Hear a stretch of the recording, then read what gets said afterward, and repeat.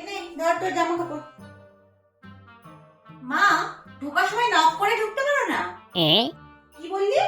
মাকে বলছিস তুই এখন নক করে আসার কথা? তুই এসেছিলিস আমাদের লাইফে নক করে? ডক্টরও তো বলতে পারছিল না তুই আদৌ আসবি কি আসবি না। নক না করেই তো হুট করে চলে এসেছিস। এ আবার কেমন লজিক?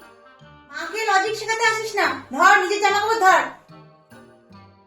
আমি এটাই বলছিলাম যে প্রাইভেসি বলেও তো কোনো জিনিস আছে না নেই? কি? তোর এখন প্রাইভেসি চাই?